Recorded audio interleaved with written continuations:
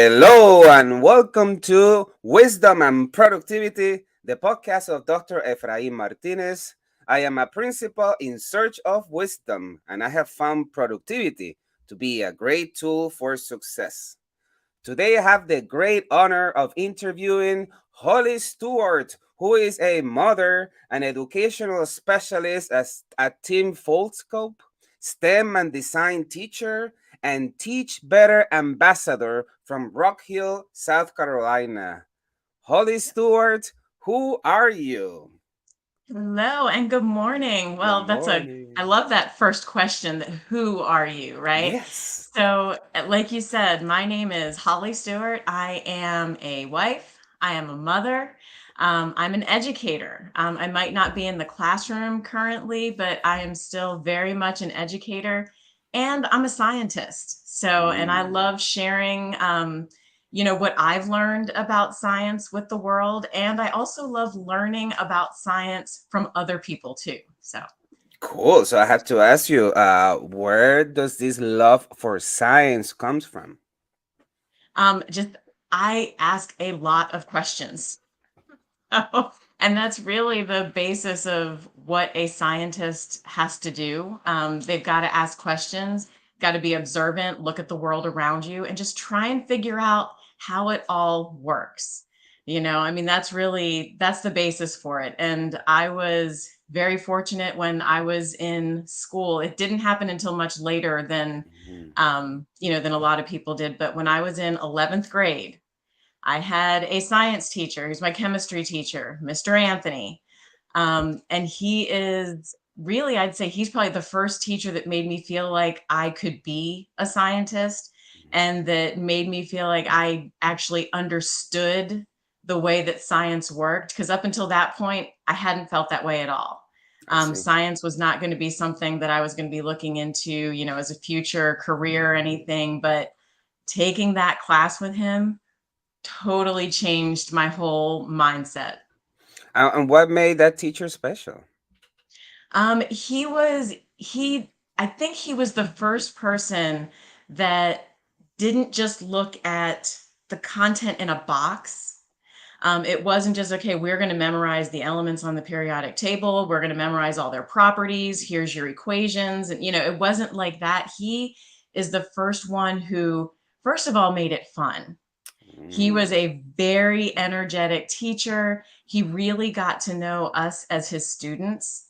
And just having that relationship, I think, with him was probably what caused me to get more into the content and realizing that this is really cool, because up until that point, I had just kind of seen science as something that a bunch of, dead guys from a long time ago had done, and everything was already done and it was in a textbook and you read about it. He I see. actually let us experience it, which was huge, and that was a game changer. Beautiful. Thank you so much for the Mr. Anthony's of the world.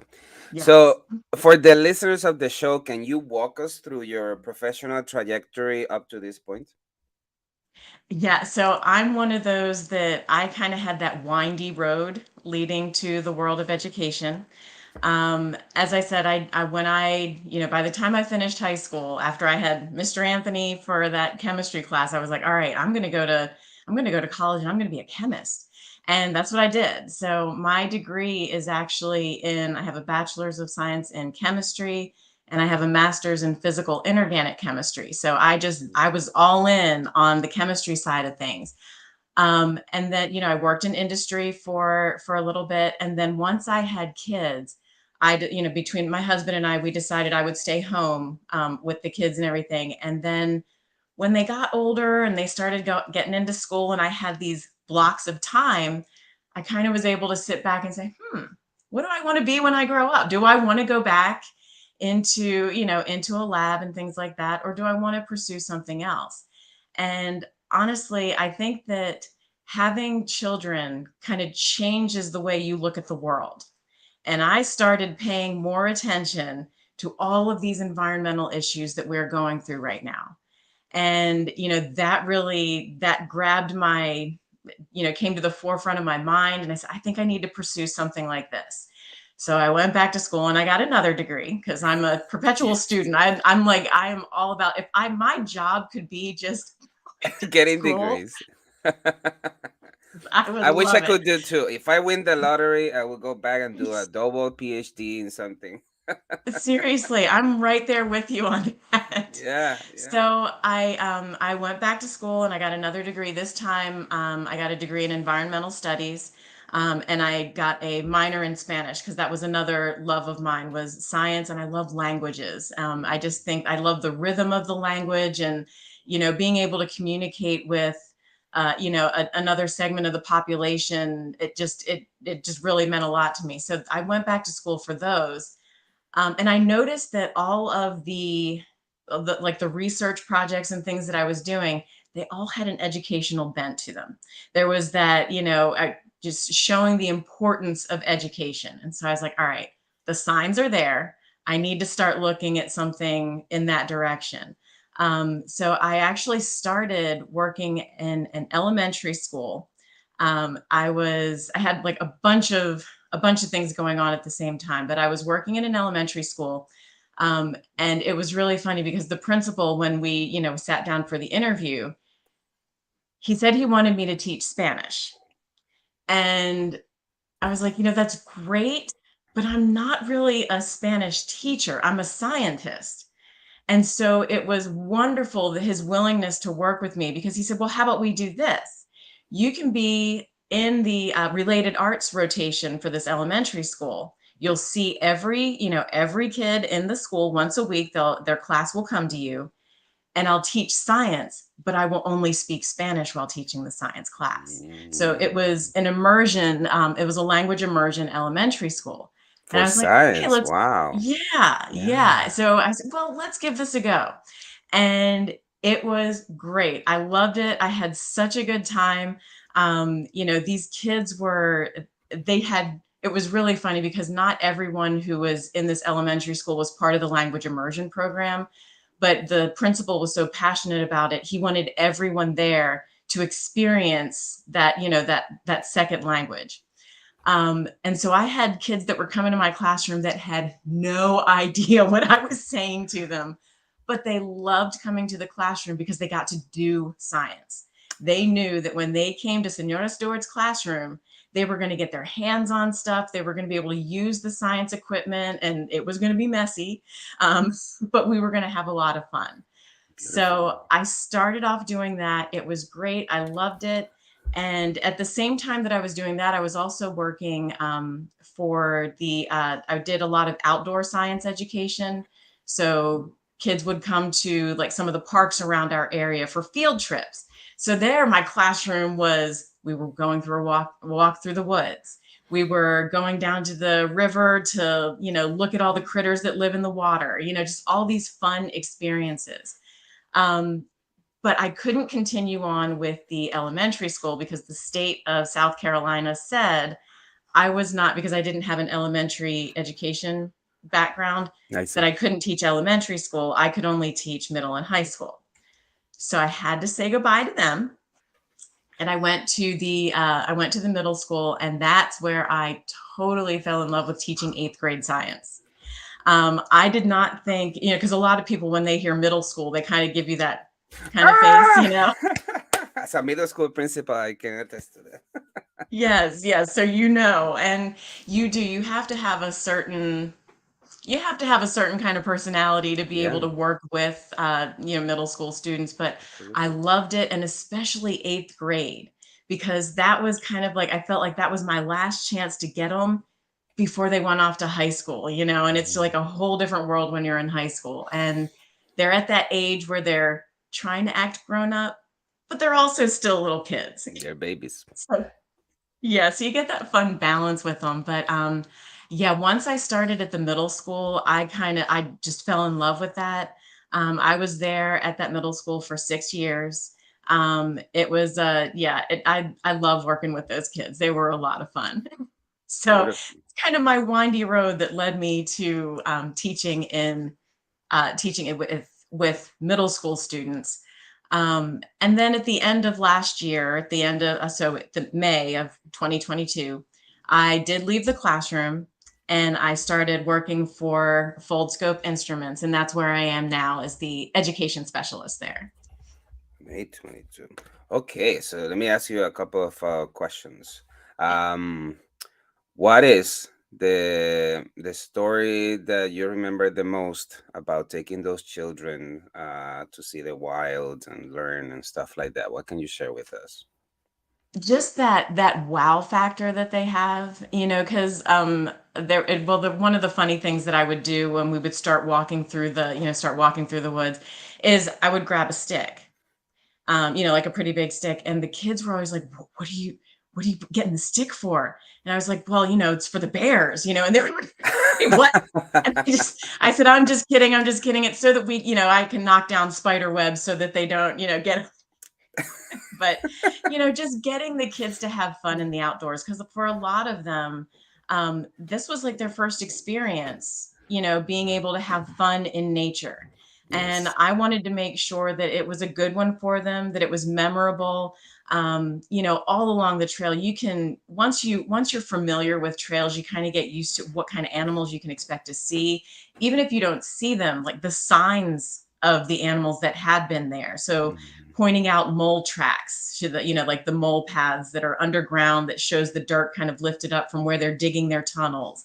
Mhm. Being able to show them in action those processes that they're learning about in school, weathering, erosion, and deposition. I was able to show them river rocks that were out on a dried trail in the middle of the woods. And I'm like, how did rocks that are supposed to be in the water get all the way up here? And then to help them realize it's because at one time the water used to be up there and now it's down there. And so they're actually able to see these concepts, and that Yes, just it's fun to be outside, it honestly. is. That's the big thing. It is absolutely. Thank you for sharing that. And let me ask you, Yeah. where did you learn Spanish? It was I started in eighth grade. So Oh, in the school district where I grew up in Pennsylvania, you could start learning a language in eighth grade. okay. And so I was like, oh, this will be cool. I'll try Spanish. And this was very unusual at the time, because I had a teacher who she did not speak a lick of English in the classroom from day one. There was no English at all. And I remember walking into this classroom and she played, this was back now, I'm showing my age here. This was back when we had film strips. And we watched this film show. She played it for us. I remember it was like the first day, and I'm thinking, I'm in way over my head. How can I get out of this class? But she played this film strip, and this is just showing you the power of these things that can come back to you. It was a group of friends. There were four of them: Ana, Maria, Paco, y Alfonso, right? So they were these four friends. And the first thing was, este es Paco, Paco es estudiante, este es Alfonso, Alfonso es estudiante también. This was eighth grade, and I still You remember this. remember. But I absolutely adored Senora Johnson. She was such a great teacher. She took that, and she knew, she saw all of us with our eyes, the size of plates, like, what are we doing? And she was able to make it fun. She was able to make it so that we didn't feel, like less than if we said the wrong word or conjugated a verb incorrectly. She encouraged us, and I loved the language starting right there. And I just, kept going with it ever since. Wow, the difference that a good teacher makes. Thank you. Thank you for Absolutely. sharing that. And then the last follow-up question, what advice do you have for those that leave the classroom to work for an educational company? Yeah, so for me, honestly, the decision it was a little bit easier for me than I think people who are going to a completely different type of career, because I didn't have to change my core values and my mission, which is, when I think about what I wanted in my classroom for my students, it was for them to be able to do science. I wanted them to be able to have experiences. I wanted them to be able to use the equipment, get familiar with it, and feel comfortable with it. And I knew that, one of the big problems that, especially for science teachers, is the cost of the science equipment. It is, it's expensive, and, having all the supplies for labs and things like that. And I didn't want that to be a barrier to my students being able to have those great experiences. So I did a lot that was, a lot that was out of my own pocket to, try and support the needs of my students. And when I transitioned to Foldscope Instruments, their mission is all about breaking down barriers to access to science equipment and therefore scientific knowledge. So being able to have that like-minded, that mindset the same between where I was and where I am now, it made that transition easier. So I would say for teachers who are looking, or educators that are looking to make some sort of transition, make sure that you're still sticking true to your core values. Because I'm still an educator. Like I said, even though I'm not in a classroom, I'm still working to help. I'm working with teachers to help them learn how to, incorporate these tools into their classroom so that we can normalize the use of science equipment in the classroom. It shouldn't be Yes. something that's like this hands-off, scary, intimidating thing. And working with people who have that same mindset, even though they're not in the classroom either, it's made it a wonderful transition for me. Amen. And talking about people of the same mindset, how do you connect to teach better? And you're an ambassador. Can you tell us a little bit about that? Yeah, yeah. So I'm actually, in Yes, honor of, go, because this go. is where we met, was at the Teach Better Yes. conference. So I had to wear my Teach Better hoodie today. But yeah, for when I was in, trying to think what it was, the 2019 school year. I had a class that I could not reach, this one class. I didn't know what to do. I was lost. I was really losing my passion for, for education, because I just thought maybe I'm just not cut out for this because I can't do this. I can't reach them.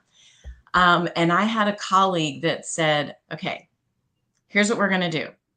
I want you to follow this group that I've heard of, that I'm kind of, she was kind of like looking into them and everything. She said, I want you to follow this group on Facebook."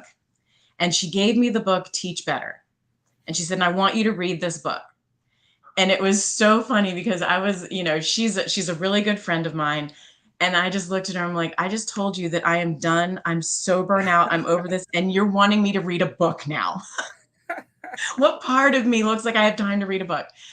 But I did. And it was the first time that I felt that there was an actual strategy that I could use in the classroom that, again, aligned with what I was trying to do with my students. So not just the science teaching, but the way to reach students, because I didn't want people to feel like, just because, we have a lot of people at different reading levels Mhm. and, the languages and everything like that come into our classrooms, but that shouldn't hold them back from not being able to access the science.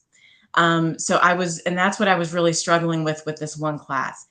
And I found the grid method after reading the book, and I completely flipped my classroom. I said, all right, this is it. We're going in 100%. I'm going to have a grid classroom. And I'm going to just say this. I did my first grid in February of 2020. Wow. The kids loved it. I mean, it was like, when I had people come to see my classroom, they couldn't believe that this was the same group of kids.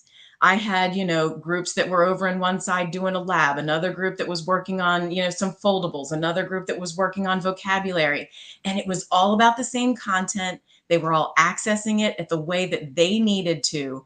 And I had, like, the behavior issues Done. gone. And Mm. it was incredible, the change that happened. But of course, that was one grid. And then we all know what happened in March of 2020. We all Boom. got sent home. Yeah. Yeah. But it was fantastic, though, because, the whole, everyone, and we were, the same as schools everywhere, the whole grace before grades and all that kind of stuff. And I just wanted my kids to constantly keep doing some science while they were at home. So what I did then was I just said, okay, here's your next grid. They were all familiar with it. And we were like, Monday, do box 1A. Tuesday, do box 1B. And it was perfect. I had really not many issues with that transition to home. I mean, obviously it slowed down the pace Yeah. of the learning overall, but everyone was still able to access the content. So I just, like I said, I fell in love with the Teach Better team because they gave me a strategy that I could Yes. use.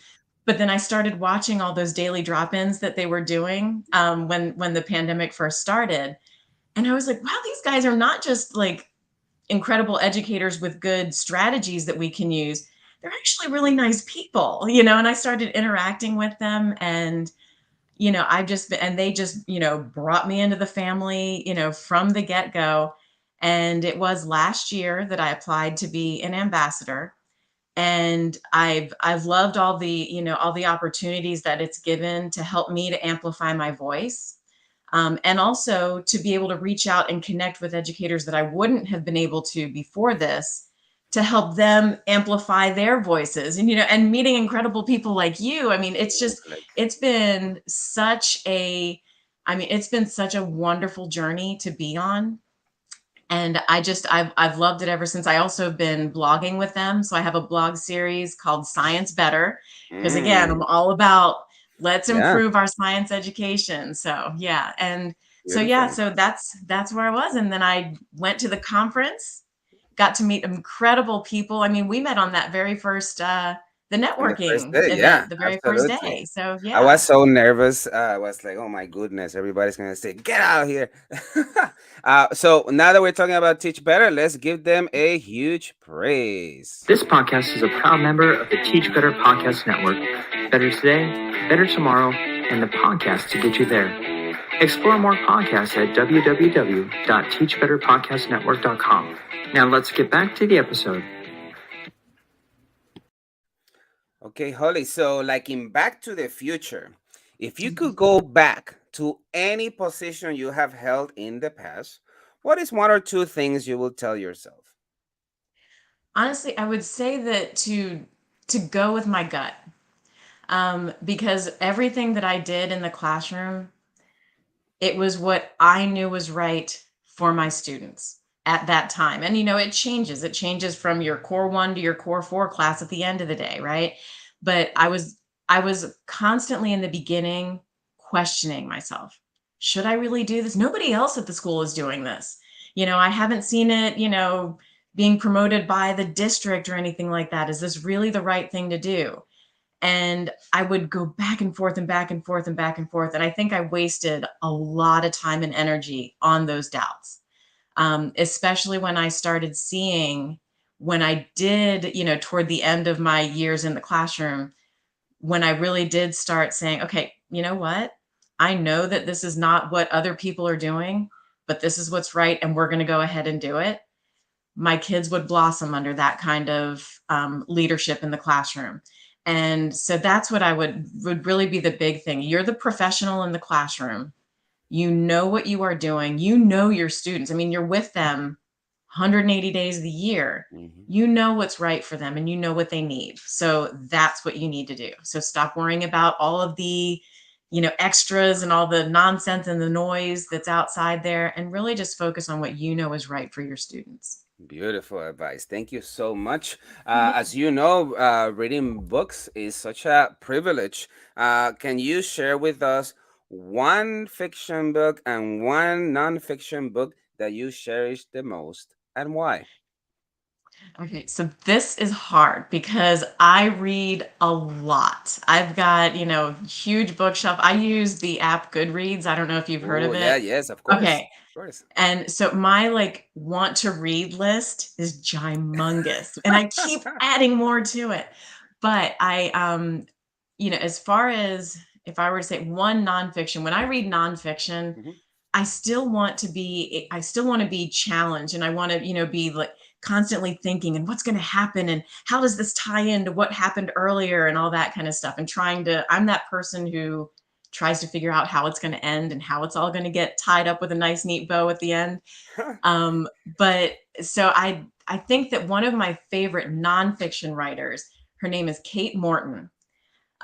She writes these books that she go like they're like multiple generation books. So you could be reading, one chapter is about current times and another chapter is 100 years prior, and she weaves it all together. And there's always this element of, but what about that? Like, there's always that one question that you have that she is somehow able to just on that last page, because she doesn't tell you early on and then give you a chapter of and everybody lived happily ever after. It's very much like a you are on the edge of your seat until the very end. And I Mm. love all of her books. So Kate Morton is my nonfiction go-to, and I'm sorry, I cannot pick just one. It's okay. All of them are so good. The series of Kay Morton. Yes, yes. And as far as nonfiction goes, I really like reading about the history of science. So learning about scientists, not just based on what they discover, but learning about their lives and, what they did and how, their circumstances influence them. And one of my favorites is E.O. Wilson. I don't know if you're familiar with him, No. but he is, so he got his start. He was very interested as a little kid in the outdoors, but he thought that ants were fascinating. Mm. And he just, he studied ants, and that's really what he's known for, because he's one of the first ones who understood or started to break down the social structure of insects. Wow. Because we know that like bees and ants, that there's like a hierarchy, and Yeah. the way that their hives and nests are organized and everything. Yeah. And his writing, though, he doesn't just sit there and tell you about all the different, species that there are. He's a storyteller, Mm. and he has some amazing books. One of the ones that I had it sitting out like in my classroom. I had, books that kids could take from my room, if they wanted to borrow them or read them during class when they got their work done. And it was called Letters to a Young Scientist. And he wrote, just basically, it was his experiences that he had and how he would encourage young people today to go out and find those same sorts of experiences that spoke to them, Yeah. because you never know what that's going to lead to in your future. So yeah, he's an amazing writer, so I highly recommend any of his books as well. Beautiful. Thank you for those recommendations. It's so awesome when someone brings science alive with Yeah. stories. Beautiful. Thank you so much. Let me ask you a broad question. Who do Okay. you learn from? Honestly, everyone that I come into contact with, you can learn from.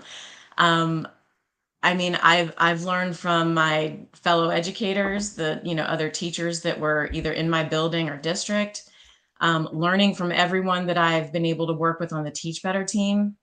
I learn from my students every day, and I was the first person in the room when something would be asked, and I'd be like, I don't know, can somebody else in here help me?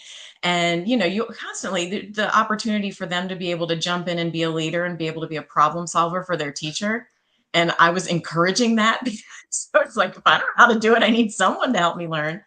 Um, I had an intern in my classroom, and I learned so much from her in terms of her ability to. She's like she kind of reminds me of Livia Chan, how she has Okay. that ability to build those relationships with people. Mhm. She was very genuine, very open. I swear that we were very much these like-minded souls, kind of brought her in as my daughter, my pseudo daughter, But yeah, I think that everyone that we come into contact with, we have the opportunity to learn something from them. And if you go into relationships with that kind of a mindset, both of you are going to grow from the Amen. experience. So, Absolutely. Thank you for sharing that. Holly, who is or who are your biggest influences? oh goodness, I honestly, and I'm saying this as two of my kids are in the kitchen right now. They're Hi, cooking. guys. They're both waving from the kitchen, just so Good, good, good, good. But honestly, my children, I learn a lot from my kids. My husband and I constantly look at each other like, how could we have had three such very different children that very different personalities? But each one of them, I'm able to, through any interaction that I have, I'm able to learn something from them. My oldest, she always jokes and says that she's not a scientist. She's her degree that she's going to be getting. She's going to be graduating this December, so very soon. Wow, congratulations. She's getting a degree in journalism Hmm. with so she's doing she's a dual major, so journalism and sustainable development. Wow, cool. And her minor is French, so she decided Mm. she loves the languages too, but she didn't want to do Spanish like mom. So she went the French route. But but the way that she is able to, her goal is to be able to talk about environmental issues and talk about it in a way that makes sense to the public. And that is 100% what we need Beautiful. more of in the science Yes. world. Okay. Because there's a lot of important information that's out there, but it's kept way up here at this level that the public normally just wouldn't be able to access. And Yes. so even though she says she's not a scientist, yes, she is. She um, is. she's writing about it, and her words are beautiful. The way that she is able to take these concepts and these ideas and put them on paper, I think it's amazing. And so I've actually learned a lot from her for like my blog writing that I've been doing. Mm. Yeah, You exactly. know, when you say that, it reminded me of Daniel Goldman, who was a journalist, and he took all the research of emotional intelligence and made it popular, right? Because then he made Hmm. it in a way that everybody could read and understand it. So she's going Yeah, the right route. Absolutely. exactly, exactly. And then my middle daughter, the one who's home right now, she came home for Halloween. So her degree is, and I'm gonna get this wrong, bio agricultural technology. What is it? Agricultural biotechnology. I always mix Beautiful. up all the terms. Mhm. But she is very much she's just loves learning, and she loves learning about the science of things and how it works. And so I'm always inspired by her, and especially with the work that I'm doing now, because with the work that I'm doing with Foldscope, I'm doing a lot with microscopes and microbiology. And I told you my degree is in chemistry. I dealt with stuff that was not alive. I am learning a ton from her. Beautiful. So let me Yes, ask you then, for you, what does it mean to be a mother? everything. Honestly, that it really does. It is a way to. I don't know who has said this before, but it's the way that you actually have your heart outside of your body. I look at my three kids, and I am just, like I said, I am so inspired by them and all that they are able to do. Um, they the goal of being a parent is to raise your kids so that by the time it's time for them to go out on their own, you don't have to worry about them every single day. Not that I don't, but you understand. It's, Yes, that you yes. have gotten them ready. Hmm. And I'm already, even with my son, he's a sophomore in high school. I see he is definitely getting there. He's got that independence that I want. I want my kids to have. He's following his own path. He doesn't necessarily feel like he needs to follow what everybody else is doing. And I mean, that's very inspiring to know Yes, that um hopefully there's been something that I've done to plant that seed to get, for to sure. get that kind of a response. But yeah, so that's being a parent it's one of the most important jobs that's out there. Absolutely. Amen. So let's talk about the second part of our podcast. It's about Mhm. productivity. So, as you know, being successful includes being on top of our productivity. But this means different things for different people. What does it mean to you, and how do you get things done? I am a paper and pencil person. So I know that a lot of people use the, digital calendars and to-do lists and everything. I tried that I had 1 year where I said, okay, because my husband was like, just try it. Because he's very much everything is digital and all that. He uses this Google Calendar and everything. And he's like, you got your phone, you got your iPad, everything is right there. Why do you need to write it down? And so I was like, all right, I'll try it. That was probably one of the worst years ever. Really? That was a huge mistake for me, and I could not wait to go back to get my my planner where I've got, I'm very much, and I'll hold this up for you to see because I really feel like I don't go anywhere without it. But I've got one of those really large planners and I'm color coded. So each person in the family has a different color. So I can just kind of Oh, glance at it and I know I don't have to write the nice. name. I just know, okay, this is this color, it has to do with my son. This is this color, it has to do with my daughter. I know exactly where everything is. But yes, paper, pencil, I have to write it all down. And I know that there are some people out there that are like, just write down, on your list, you should only have three things. That's it. Just write down Mhm. three things. And that's what you do that day. No, I write down absolutely everything I have to do Sure. because there's something about that making that little check mark when you get it Yeah. done. That So rush of yeah, I would say dopamine going through your brain. Absolutely. yes, Absolutely. yes. So I Yeah. have to write everything down. And the other thing that I've noticed is that I'm a morning person. Mhm. So my highest level of like energy and everything like that is definitely in the morning. So that's when I get up and I work out. That's when I start making my lists and everything so that when my work day starts, I've got it You're all ready. planned out and I know what I need to do and I know I'll be good. So Beautiful. Tell us about a little bit about your workout routine. oh yeah, so I'm a runner. That's really my go-to thing, and which was great because they had the run at the Teach Better conference. I was so happy that Yes. you showed up for that. Yes. But yeah, I love running. I do weightlifting and boxing. We have Oh, a wow. bag in the garage and I put on my boxing gloves once a week. And it is so great. I don't know what it is about that as a workout that just makes me feel really strong. I'm Cool. sure I don't look very intimidating, but I feel strong when I do it. Everybody has a dragon inside. That's right, that's right. But yeah, Awesome. anything that gets me outside. I love hiking. Mhm. Our family we do a lot of hiking. We've done vacations where we've gone to Colorado, we're climbing mountains and stuff like that. So yeah, it's anything that gets me moving really is what I like. Beautiful. Beautiful. Thank you for sharing that those mindful activities. In terms of your email and your kind of stuff, what advice do you have? So I am happy to connect with people.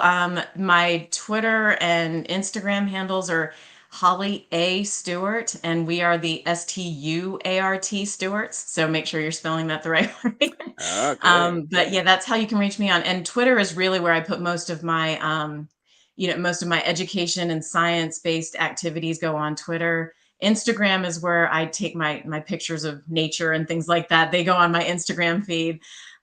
So yeah, definitely connect with me on those. And my email is holly@foldscope.com. So if you have any questions about, any of the tools that we have, I mean, really the big thing is that microscope Mhm. and I don't know if you Yeah, got to see. can you tell us a little bit about Yeah, that yeah. So I'm gonna reach around here and grab one so you can see it. and describe it very well in case someone is only listening to us that they can picture Oh in yeah, their I'll mind? I'll describe it too. Yeah, so Mhm. Foldscope makes a paper microscope because, like I said, their whole mission is access to breaking down those barriers of access. And so they kind of noticed that the people that organized or that invented it. It was a professor and one of his graduate students at Stanford. Mm, And the professor was Manu Prakash. He's still at Stanford, and he challenged his research group, of which Jim Sobalski was one of them, I see. to create a microscope that can be used without electricity, that can be taken out with you in the field, that was durable, because that's one of the problems. I mean, if you're doing work and doing field work and you have to analyze blood samples, you have to collect everything, take it back to a lab. But this is a tool that you can actually use. And this is the microscope itself. So again, it doesn't Mm. look like your traditional microscope. And so people look at this and they say to themselves, What okay, the this heck is is that? obviously, yeah, this is not a microscope. It doesn't look like anything. And it's made, I mean, you can see it's flexible, it's made of paper.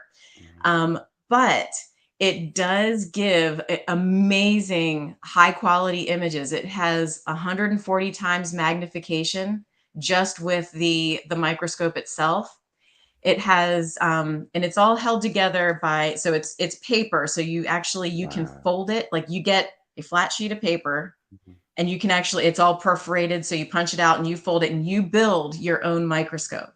And Cool. then in the center of that little black dot right there, that's where the lens is. So it's a very tiny sphere that serves as the microscope lens. And then you put your slide in the back, and do you hear that clip? So it's Yes. magnets that hold it Wow. together. So you can take this, you can drop it, you can get it wet. It is truly made for using in the field. And you can actually hook your phone to it, so you can take pictures of it, of whatever it is that you're looking at. If you have, Wow, that's yes. awesome. So you That's can take awesome. pictures. You can, if you have a sample on your slide that has, from like river water or something like that, or pond water, and you're watching things, swimming around, you can record video of that. So, and Wow. I've posted a lot of the things that I've found, just recently on my Twitter feed. So if you want to go through and you want to take a look at Yeah. some of those things, definitely, follow me on there. And every once in a while I'll post something new. But um, again, when you think about those barriers, we get kind of stuck in these boxes. This is what a microscope should look like. This Mm. is what a, insert whatever piece of scientific equipment should look like. What I love about what Manu and Jim did was they completely flipped it. And they said, we're not going to stick with what it should look like. We are going to imagine something that everyone can use. Wow. And this is what they created. And it is an amazing, amazing tool. I mean, I can't imagine a bunch of kids walking with that, checking new things. That's Yes. amazing. Holly, this has been such a great conversation. Anything else you would like to add for the listeners of the show? I just want to, first of all, I just want to thank you for approaching me at the networking event, and just, we had such a great conversation, and I just really appreciate the opportunity to come on here, especially on a podcast called Wisdom and Productivity. I'm like, wow, I get to be on that. Okay. Ah, I really appreciate you, and your message that you're putting out there, that we want to learn from others and we want to increase our productivity so that we can reach more people. So I appreciate all that you're doing, and also just a big thank you to the Teach Better team for all that they're doing for educators. And, of course, I gotta, plug my company Foldscope for all that they are doing for people all around the world, educators and students. thank you so much, Holly. I hope you have a fantastic Sunday. Thank you. You too. Bye bye, everyone. Thank you for listening to Wisdom and Productivity, the podcast of Dr. Efraín Martinez Chulu. and LF Production. Chill out.